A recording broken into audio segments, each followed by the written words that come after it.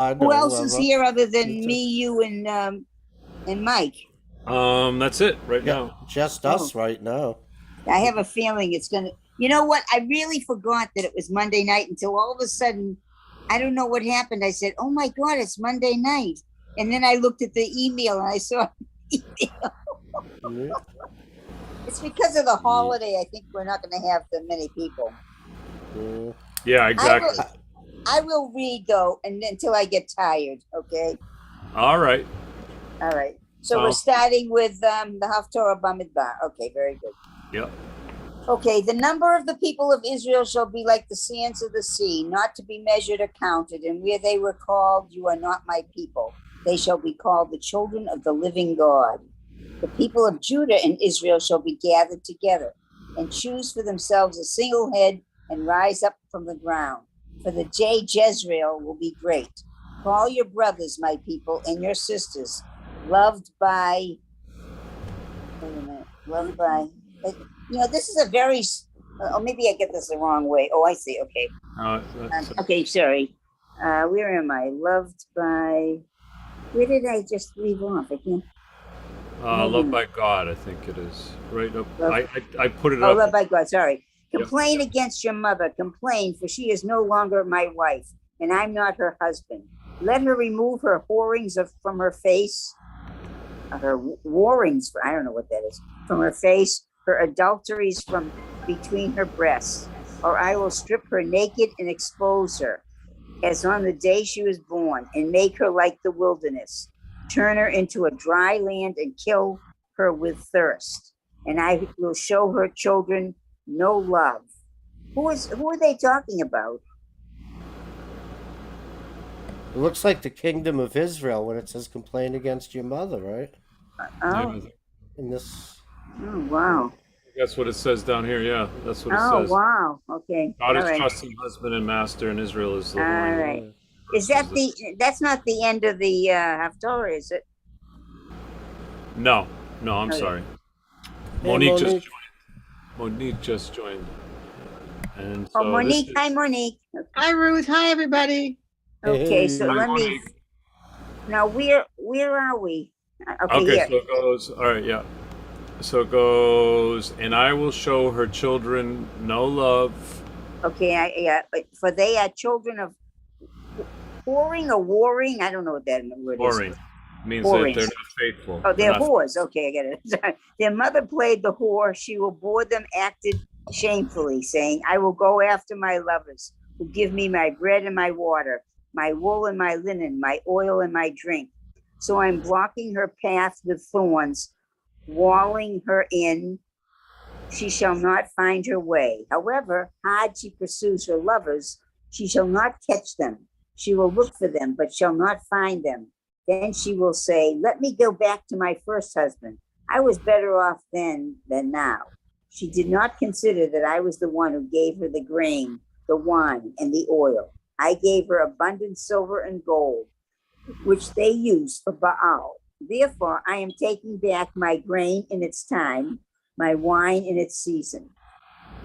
I take away my wool and linen, then she uses to cover her nakedness, will uncover her shame in the sight of her lovers, and none will save her from my hand. I will make an end to her rejoicing, her pilgrim feasts, her new moons and Sabbaths, all her festivals. And I will destroy her vines and her fig trees, of which she said, they are my hire, given me by my lovers. I will turn them into a forest, and wild animals shall consume them. So I will punish her for all the feast days when she offered incense to the various Baals, and putting on her rings and her jewels, she ran after her lovers, forgetting me, says the Eternal One. This is when I will entice her to me, lead her to the wilderness, and speak to her heart. From there, I will give her back her vineyards and make the valley of trouble the door of hope. There she shall respond as when she was young, when she came up out of Egypt. And on that day, says the Eternal One, you will call me by my man, and no longer call me my Baal. For I will erase the names of the Baals from her mouth, and they shall no longer be mentioned by name. On that day, I will make a covenant for them with beasts of the field, birds of the air, and with creeping things on the ground. I will remove the bow, the sword, and war from the land, and make them lie down in safety. I will betroth you to me forever. I will betroth you to me in righteousness and justice, in steadfast love and compassion. I will betroth you to me in faithfulness, and you shall know the eternal. Yudke Vavke. Wow. So Okay. at least it ends on a good note. It's a tough one. Is it about Israel worshiping other gods? That's exactly it. That's what I'm reading it as. That's What do All you- like Yeah. metaphors for that. yeah. It's a metaphor for that, yeah. Hi, Cynthia. How are you? Oh, good. Cynthia. Everybody's joining. That's great. Yeah. Yeah. So that's it was a tough reading, but like the Torah says, whoops, I went back too far. Hold on. Now you get to see my library. Not the greatest. Maybe it is. Yeah, the Torah says that God is a jealous God, right? Isn't that what we get? And so this is kind of one of those lines of God gets jealous, I suppose, of when we go away, when we go astray. Like I feel like we're kind of in that mode now, where not many people are really trying. Oh, what's this? So this is the tabernacle, and this is where it looks like. This is all the divisions of each group. That's what. Oh, this here it is. Yeah, Yeah. the 12 tribes, right? Yeah, Issachar. there's lots of tribes. When God. was that passage written? That one that Ruth just read.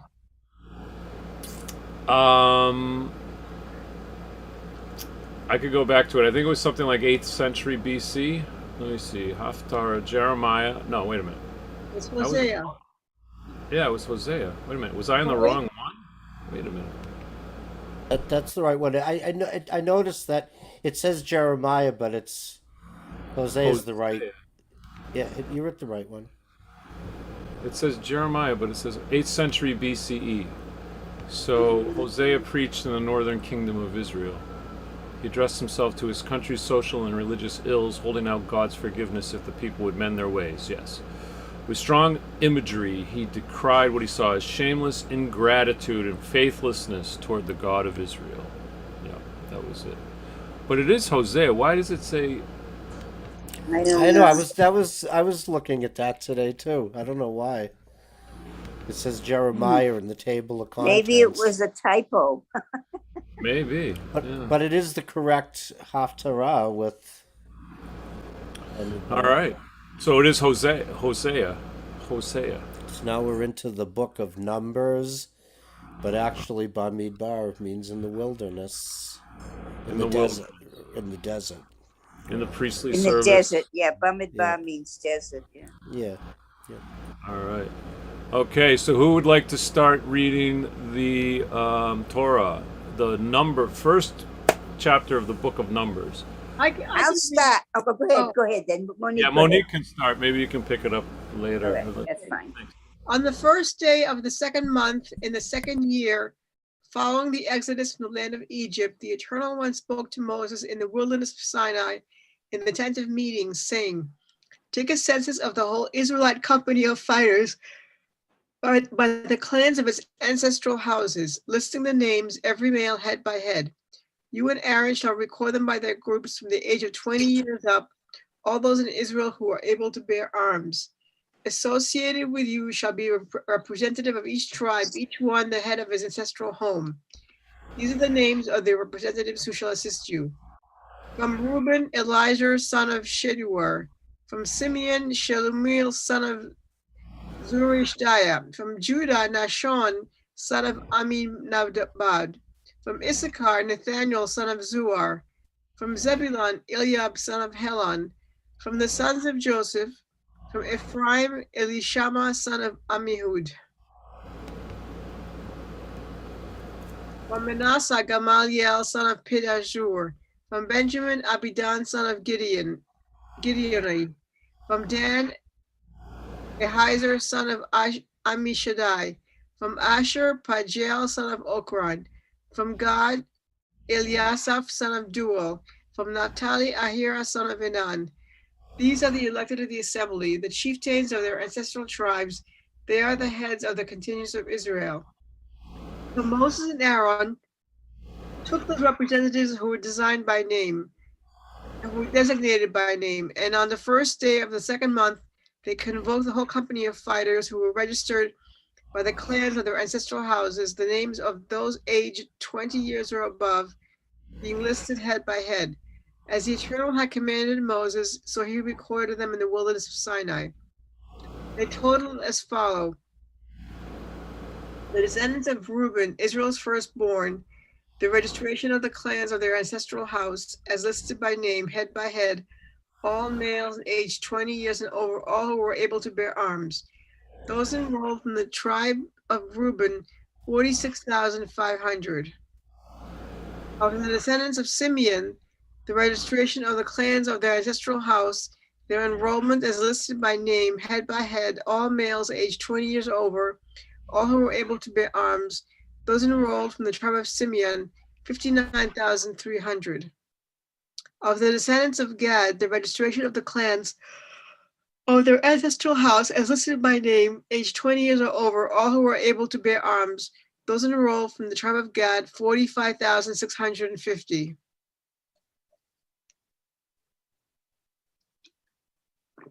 Of the descendants of Judah, the registration of the clan of their ancestral house, as listed by name, aged 20 years or over, all who were able to bear arms, all those enrolled from the tribe of Judah, 74,600. I feel like we can just go ahead and just do the first line and the last number. Okay, of the descendants of Issachar, those enrolled from the tribe of Issachar, 54,400. Of the descendants of Zebulun, those enrolled from the tribe of Zebulun, 57,400. Of the descendants of Joseph, of the descendants of Ephraim, 40,500. Of the descendants of Manasseh, 32,200. Of the descendants of Benjamin, 35,400. Of the descendants of Dan, 62,700.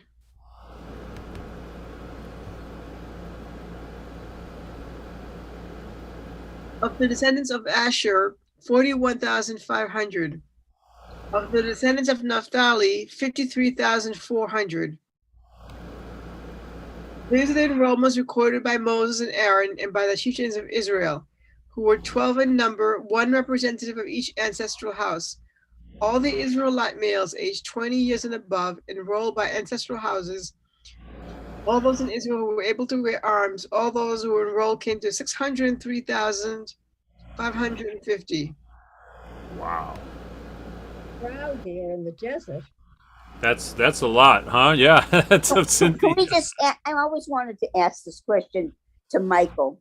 You notice how many times in the Torah they talk about the descendants of this person and they name everybody. I want to know, in the New Testament, do they do that a lot too?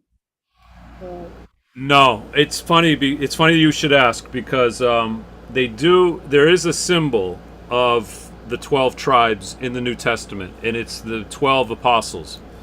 So the way Jesus laid it out was, and they don't really designate. I don't think, unless did you find a designation, Gary, that they do each one like this? I don't think there's only just 12 people. Yeah, I don't think so. Yeah. Yeah. Well, see, the reason why I ask is that, I always wanted to know, when Ed always says, remember that, the Reformed Jews say that this is what they wrote from their interpretation. But I question now, it might not be an interpretation, because the writing is specifically different than the writing of the New Testament, because I still believe it has nothing to do with Christ said what he said. It's what people interpreted about Christ in the New Testament. Is that correct, or am I wrong? Well, yeah.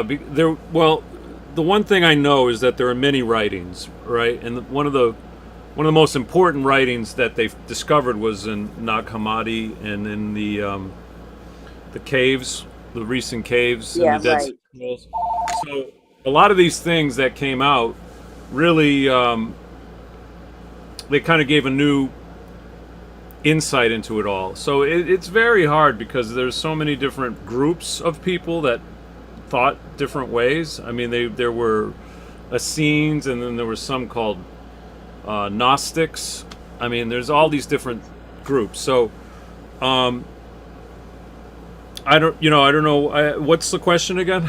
Well, what I'm trying to understand is that if I was to find some type of chronological connection from the you see what I'm trying to say is that it seems like the Torah, the way it's written, okay, I'm just talking about the first 5 books of the Torah, okay. Yeah. The way it was written is very different than how people interpreted it in the Old Testament, but I might be wrong.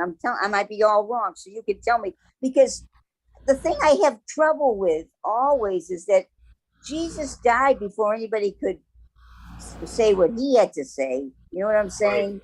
So that's the thing. They do. They do. There's 2 gospels that actually have chronological order, and they go back to Adam. So the book of Matthew starts out from Adam, and it goes all the way down. I mean, I could pull it up so you can see it. No, you don't have to pull it up. You can just tell me. Maybe some other time, right? Yeah. But and then when it gets close, and they all have Ruth and the husband of Ruth, I forget. Right, but that's not in the Torah. That's right. That's beyond the Torah, right? And then they talk about David, and then get all, and so David is kind of right in the dead middle of the line from Adam, David to Jesus. Now, here's where it gets interesting, because it's slightly different in both Testament. In both, I think it's Luke. Dr. Weiner's coming. I think it's Luke that has a different. So it's there's so many different interpretations. I mean, there's things that don't line up, and it's the same with the Hebrew Bible too. There's certain things in the book of the Chronicles versus the book of Kings. There's definitely the same stories, but they have different numbers in them, and they have different. Right. So there's always these kind of floating variables, and so. I think they did the best they could as far as what they knew, and I think the interesting thing is I think that because there was always a disagreement, they decided not to have a consensus, and they just put them both in and say, let the future decide, So I really don't know. But yeah, this gets because as I'm reading this with you, as people who are descendants or feel that they are actually descended from this group. It's a lot different for Christians, I think, especially for my own self. I just don't feel as connected because I don't feel like.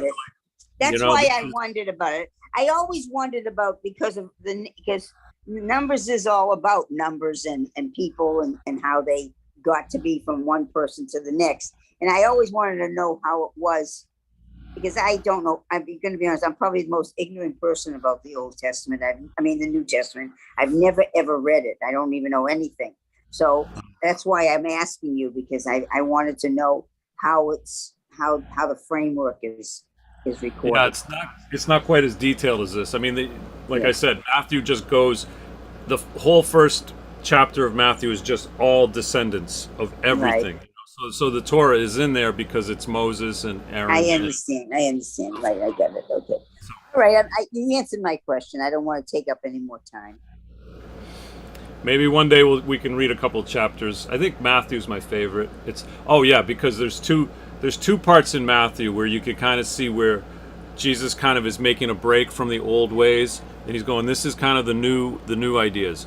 Not that he never really said the Torah was wrong, and that's the important thing for us to remember. I mean, Paul really had some very harsh words about the Torah. He called the law the wrath of God, and so that's where we get the Christian view of the Torah not being right. But then we also have the book of Proverbs, which is not New Testament, but it's Hebrew. It's a Hebrew Bible, and it says it's the book of life. It's the tree of life. The tree of life for those who practice and read it, and so it's beautiful. Chaim.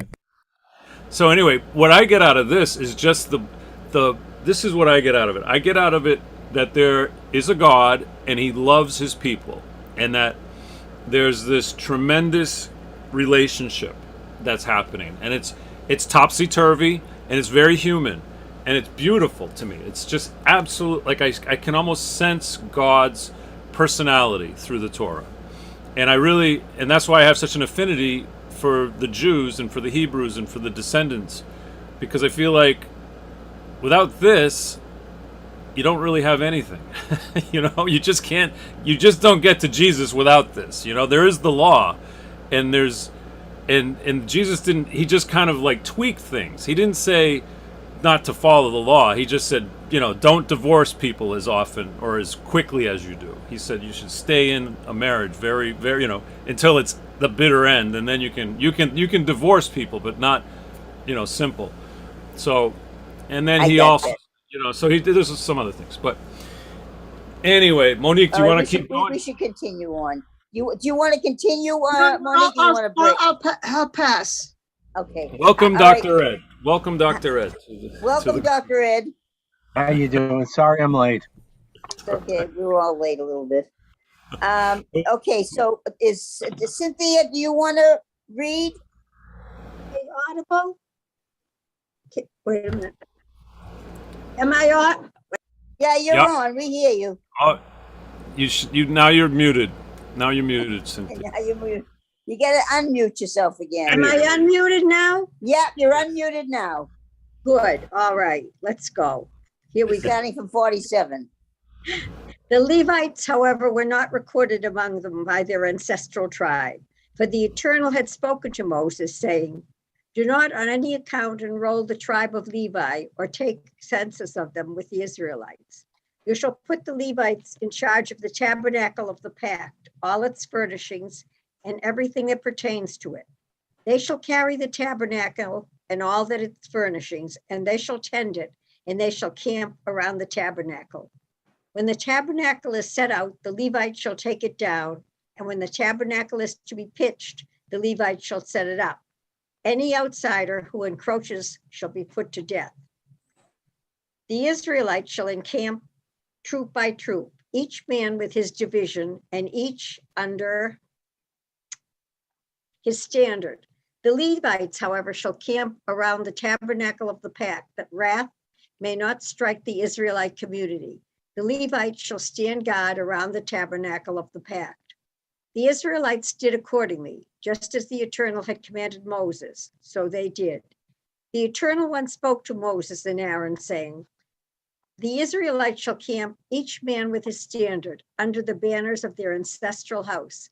They shall camp around the tent of meeting at a distance, camped on the front or east side, the standard of the division of Judah, troop by troop. Chieftain of the Judites, Nashon, son of BAMIDBAR, his troop has enrolled 74,600. Do you mean to tell me all this whole gang was out in the desert? How big is this desert? There's an awful lot of people out there. There were a lot. Yeah. Camping. And think of all the animals too. They had all the animals, and they had to feed everybody, and it's something, isn't it? The animals and the people and the babies and the babies being born. Oh God, good thing God was dropping manna to them. They would have starved. What a crowd. Yeah, and water was being taken care of by Miriam. Yeah. And good sanitation. We're being awful. By the way, I did want to say just one thing. When I heard how they were enrolling people and counting for the troops in the defense, therein is the beginning of the draft. And the census. Yeah. Right. That's it. Right. Okay, so anyway, camping next to it, the tribe of Issachar, chieftain of the Issacharites, Nathaniel, son of Zuar, his troop as enrolled, 54,400.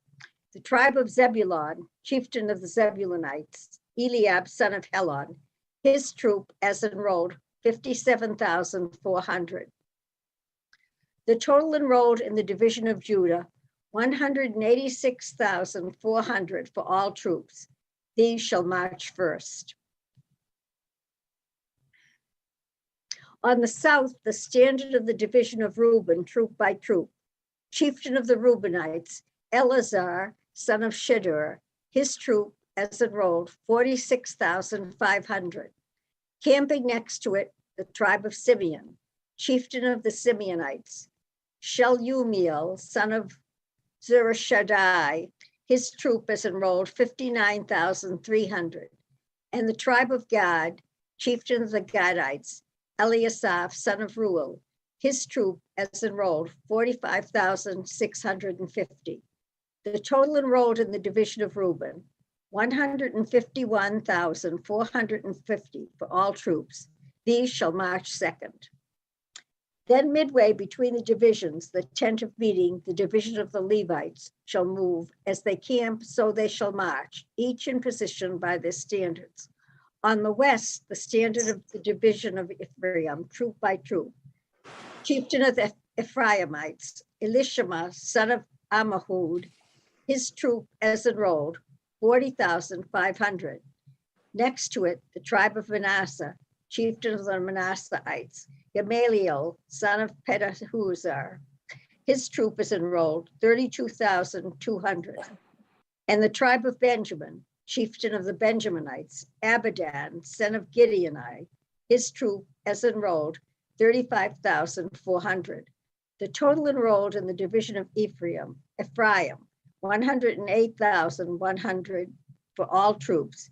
These shall march third.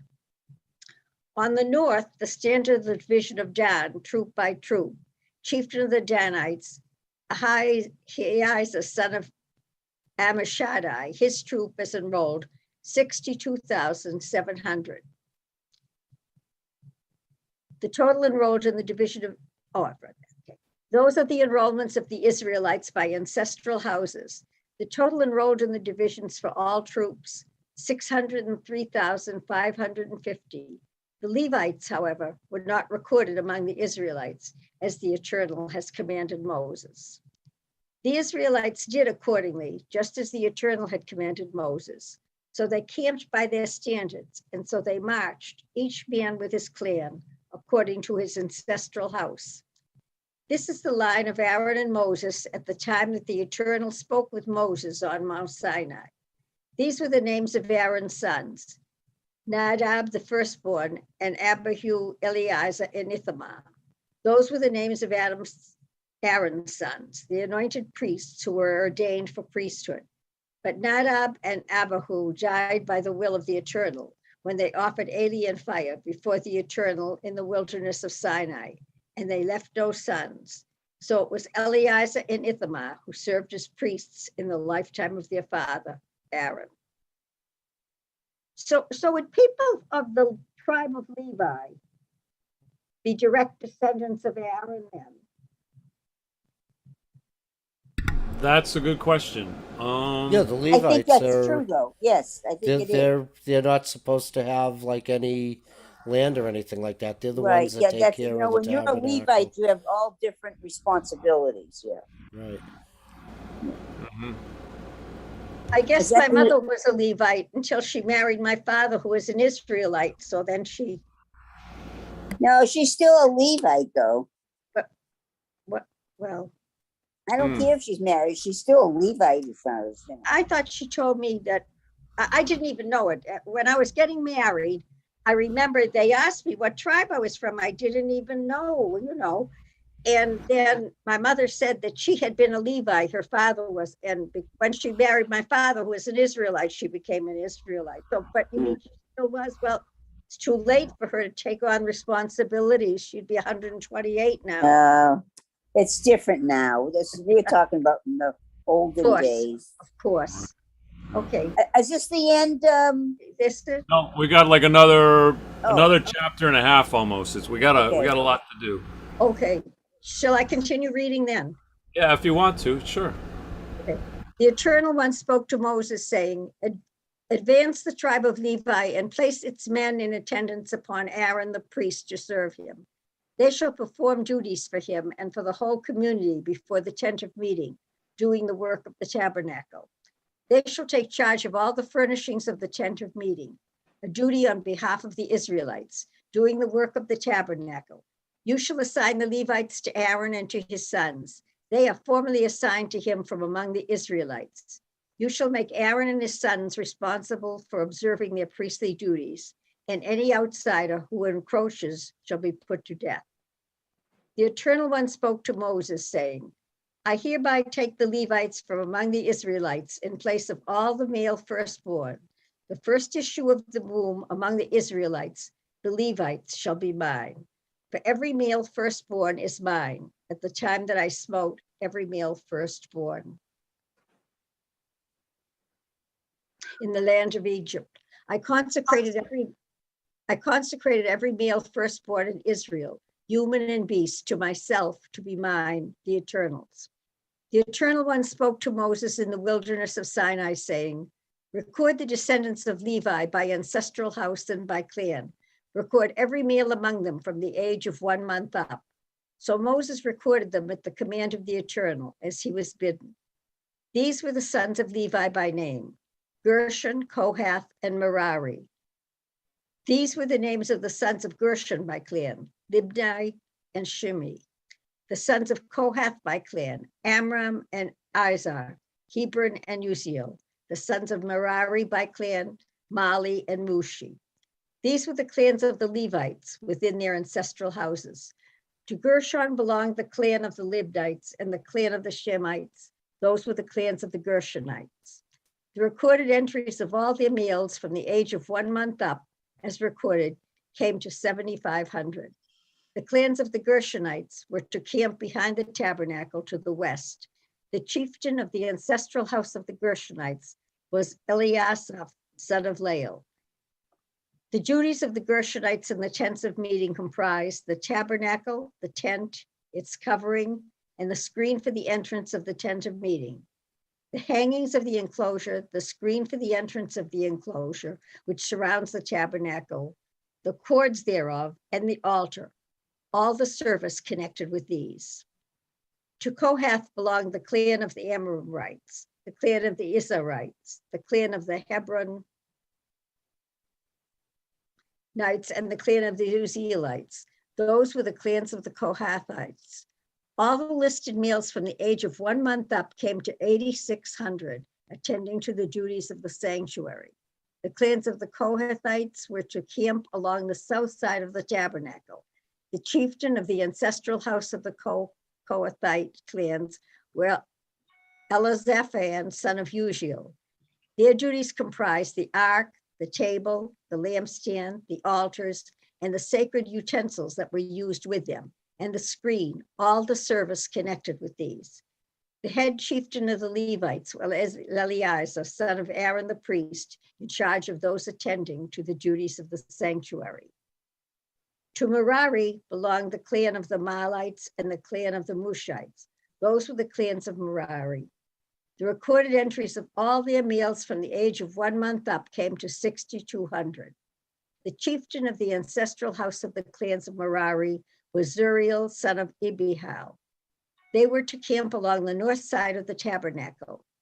The assigned duties of the Merarites comprised the planks of the tabernacle, its bars, posts, and sockets, and all its furnishings, all the service connected with these, also the posts around the enclosure and their sockets, pegs, and cords. Those who were to camp before the tabernacle, in front, before the tent of meeting, on the east, were Moses and Aaron and his sons, attending to the duties of the sanctuary, as a duty on behalf of the Israelites, and any outsider who encroached was to be put to death. All the Levites who were recorded, whom at the Eternal's command Moses and Aaron recorded by their clans, all the males from the age of 1 month up came to 22,000. Wow, this is amazing. Now, I just wanted to point out a couple of things here. This is they're starting like this new sort of structure for a civilization. You notice how important the priest's role is in this structure, and the only reason why I bring it up too is later on when David is talking about building the permanent tabernacle, he sets out the whole line just like this, and it's the priests are the first ones. They're like, I mean, it comes like, well, David probably would be the top, he'd be the king, but it's the priestly class that is like the number one most important class. so that they can administer the work of God or into the civilization. So if we look at our own society now, where are the priests? They're kind of not that important in our society, right? No matter what your religion, it's kind of like they're kind of on the offskirts a little bit, kind of dealing with their small churches or synagogues or whatnot. So I'm just pointing that out to say, kind of like the Shemitah, we're all off base again. Gary, that's why we need to read the Torah. What I find most interesting, really, when I read this, if any of this is to some extent really actual, what I find very interesting is that the amount of responsibility of those people at that time to build the tabernacle, to remember all the things that they were supposed to do compared to another group and everything. I mean, there was so much instruction that I don't think anywhere in life was ever a time where had that much instruction. I find that to be the most fascinating part of this whole thing. What do you have to say, Gary? I think it's it's the instruction that was supposed to follow throughout time. Right, it's a lot of instruction. Some of it isn't, a lot of it, especially in Leviticus. Yeah. How applicable is it after the fall of the temple?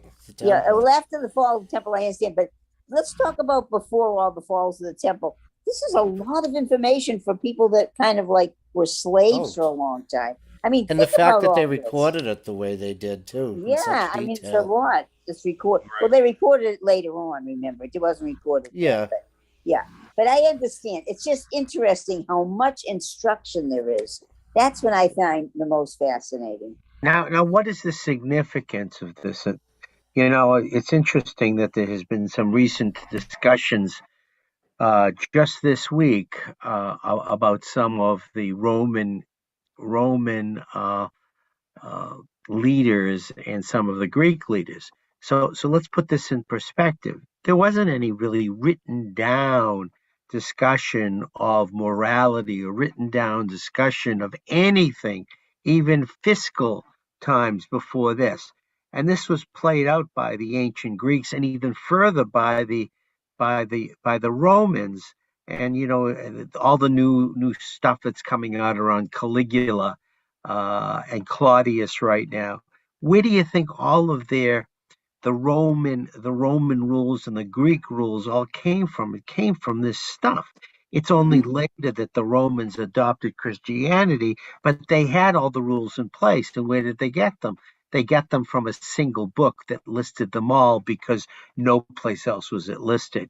So I look at things historical, and it's very interesting historical, but whomever wrote this, whether it be man or by God, they at least set the basis for moral and ethical law, and that's where it all came from. Yeah, because you know why? Because I remember Bill Gordon talking about that they use a lot of this ethical laws in law today. So it's still used today, not the little things we're talking about, with the kosher and stuff, but about ethics. Ethics comes from this. I think that's interesting. Yeah, absolutely. And I love how you actually mentioned the small details too. And while you were talking, Ruthie, about those small details, I'm thinking, it makes sense because they're trying to be perfect people, right? The Torah says, God says, you need to be perfect. So instead of, like, I think someone else said they were slaves and they come out of slavery and they try to clean up their act in a lot of ways. And here it is so detailed. Okay, this is what you got to do. And the beauty is, like, they're trying to do it. They're really trying to do it. Yeah, they feed the alien fire and then 2 sons get wiped away, but then they still try to do it. They're not like going, we can't do it. They're still really trying. They're giving it an effort, which is amazing to me. It is amazing. It really is. Well, this was very good. We got a lot of meat tonight in that knowledge. Hold on. We're not done. We're not done. Does anyone want to go? Gary, do you want to start at 40? I think we're still, we still got. Oh, I'm sorry. Number 40? I apologize. All right. You want me to? Yeah, go for Okay? it, Gary. Love it. Okay. Yeah. The Eternal One said to Moses, record every firstborn male of the Israelite people from the age of 1 month up, and make a list of their names, and take the Levites for me, the Eternal, in place of every male firstborn among the Israelite people, and the cattle of the Levites in place of every male firstborn among the cattle of the Israelites. So Moses recorded all the male firstborn among the Israelites, as the Eternal had commanded him. All the firstborn males, as listed by name, recorded from the age of 1 month up, came to 22,273. The Eternal One spoke to Moses, saying, take the Levites in place of all the male firstborn among the Israelite people, and the cattle of the Levites in place of their cattle, and the Levites shall be mine, the Eternal's. And as the redemption price of the 273 Israelite male firstborn, over and above the number of the Levites, take 5 shekels per head. Take this by the sanctuary weight, 20 gerahs to the shekel, and give the money to Aaron and his sons as the redemption price for those who are in excess. So Moses took the redemption money from those over and above the ones redeemed by the Levites. He took the money from the male firstborn of the Israelites, 1,365 sanctuary shekels, and Moses gave the redemption money to Aaron and his sons at the Eternal's bidding, as the Eternal had commanded Moses. The Eternal One spoke to Moses and Aaron, saying, take a separate census of the Kohathites among the Levites by the clans of their ancestral house, from the age of 30 years up to the age of 50, all who are subject to service, to perform tasks for the tent of meeting. This is the responsibility of the Kohathites in the tent of meeting, the most sacred objects. At the breaking of camp, Aaron and his sons shall go in and take down the screening curtain and cover the ark of the pact with it. They shall lay a covering of dolphin skin over it and spread a cloth of pure blue on top, and they shall put its poles in place. Over the table of display they shall spread a blue cloth. They shall place upon it the bowls, the ladles, the jars, and the libation jugs, and the regular bread shall rest upon it. They shall spread over these a crimson cloth, which they shall cover with a covering of dolphin skin, and they shall put the poles in place. Then they shall take a blue cloth and cover the lampstand for lighting, with its lamps, its tongs, and its fire pans, as well as all the oil vessels that are used in its service. They shall put it in all its furnishings into a covering of dolphin skin, which they shall then place on a carrying frame. Next they shall spread a blue cloth over the altar of gold, and cover it with a covering of dolphin skin, and they shall put its poles in place. They shall take all the service vessels with which the service in the sanctuary is performed, put them into a blue cloth, and cover them with a covering of dolphin skin, which they shall then place on a carrying frame. They shall remove the ashes from the copper altar, and spread a purple cloth over it. Upon it they shall place all the vessels that are used in its service, the fire pans, the flesh hooks, the scrapers, and the basins, all the vessels of the altar, and over it they shall spread a covering of dolphin skin, and they shall put its poles in place. When Aaron and his sons have finished covering the sacred objects and all the furnishings of the sacred objects at the breaking of camp, only then shall the Kohathites come and lift them, so that they do not come in contact with the sacred objects and die. These things in the tent of meeting shall be the porterage of the Kohathites. Responsibility shall rest with Eleazar, son of Aaron the priest, for the lighting oil, the aromatic incense, the regular meal offering, and the anointing oil. Responsibility for the whole tabernacle and for everything consecrated that is in it or in its vessels. The Eternal One spoke to Moses and Aaron, saying, do not let the group of Kohathite clans be cut off from the Levites. Do this with them, that they may live and not die when they approach the most sacred objects. Let Aaron and his sons go in and assign each of them to his duties and to his porterage.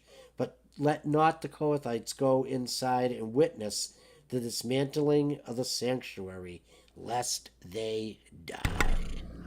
Wow. Woo! Cliffhanger. Serious. Yeah. So, Cynthia, what did you think of reading all about your ancestors tonight with the Levites? This was mostly all the Levites. Yeah, well, I had known about them late in life. I found out how important they were. What intrigues me is that we can go back so far and know from whence we came. I think that's wonderful. That is wonderful. I wonder how many other people can go back that far. I mean, I know God in Your Roots, that's on Channel 2, they do go back, but this is really very fascinating to me that we've got it all recorded. And I wonder how many others have it recorded for so long. And we know our roots. That's true. That's true. They're important roots too. They just, just reflect all of civilization as we know it, which is amazing to me. It's fantastic. Hallelujah. I know. I'm trying to think too, like of Irish, like the Irish have stories and songs and things, but I don't think it gets like this though. It's not quite like this. Or as old as this.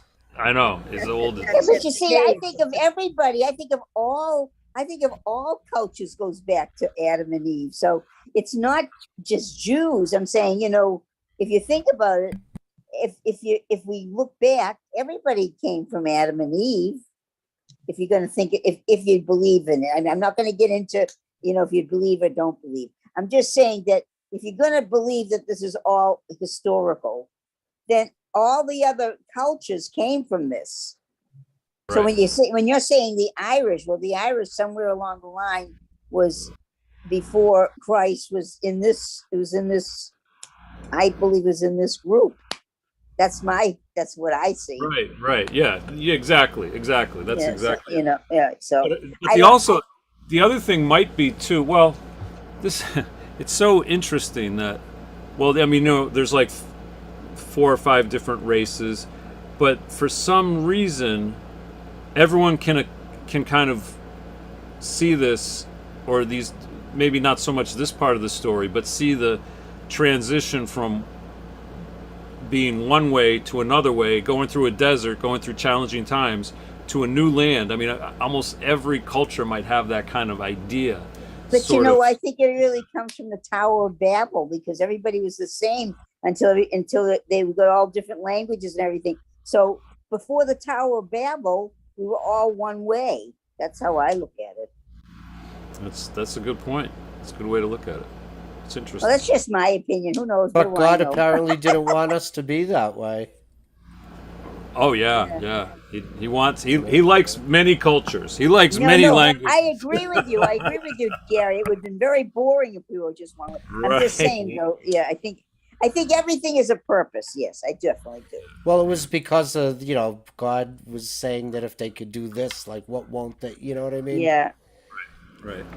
So I don't know if it's so much of liking, just limiting how large a group, like if you break up everybody's language, like you make smaller groups so they're a little less powerful. Mm-hmm. Well, lots of food for thought. Yes.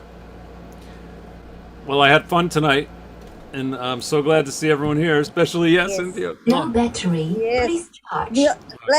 For the ones of you that got on late, the reason why my picture is with Rudy and not Rio is because I was on the ocean all day with my son-in-law and my daughter, and I was so tired when I came home. I put on my pajamas, and I didn't think it was appropriate for me to be in my pajamas live.